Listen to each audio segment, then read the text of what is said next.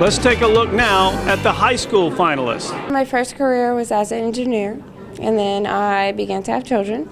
After my first child, I stayed home for a couple years, and when it was time to go back to work, I made some different decisions. I decided that I would like to be fulfilled in my job and have more time with my family, so I chose to teach. I actually became a teacher kind of the roundabout way. I majored in studio art and general music, and I wondered what could I possibly do with a degree in those two things. So I joined Teach for America, an organization that places people who would like to teach in schools where they cannot find any teachers, and they placed me in Lafayette Parish at Crowley High School and Crowley Middle. So I really came to the profession sort of through the back door. Second career. Law degree, went into the oil and gas business for 30 years. Husband was a coach at UL, retired. I watched him mentor young men, and I said, oh gosh, I think I could like to do that. And I did. I volunteered for 2 years at Turling's Catholic, and they actually liked what I did, and so as a result, they hired me full-time. I always tell my students, you know, whatever you decide to do in life, make sure that you are happy at what you're doing. The way your teacher is, Miss Mitchell. I've been teaching for 35 years, and it's just exciting. Every day is a new challenge, and it's really exciting educating young minds who are our future leaders in years to come. It was certainly overwhelming.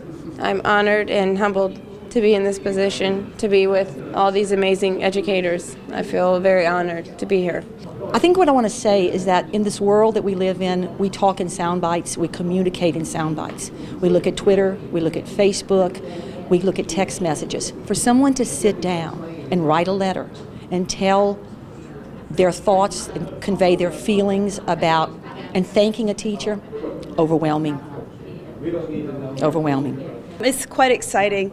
It's very, it makes you feel like all your hard work, somebody's noticed, and it just gives you a little spring in your step, and it brightens your day, and you just want to try a little harder to do better each day because you know somebody's watching you and someone's cheering for you in the background.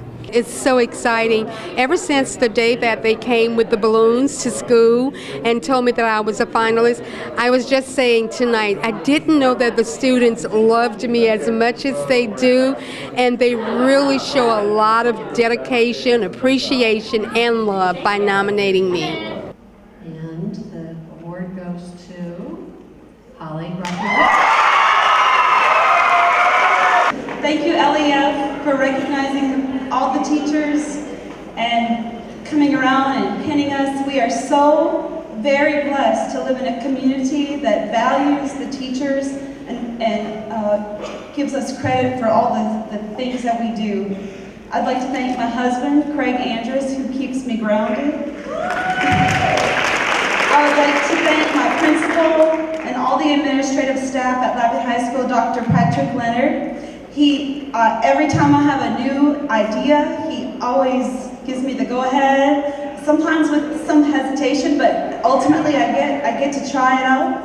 My ideas out. I would also like to thank my assistant Joyce Menard and all of the teachers in the Arts Academy and all of the feeder teachers who do all the work in the elementary schools and the middle schools, because without their dedication towards the students and preparation, we would not be able to accomplish everything that we do at Lafayette High School. The kids that played on stage today, they all had elementary school teachers and middle school teachers, and those people really are the shining light in those students. We just get to come in as high school teachers and put the frosting on the cake. So I really want to thank all of the middle school and elementary school teachers and my colleagues so very much.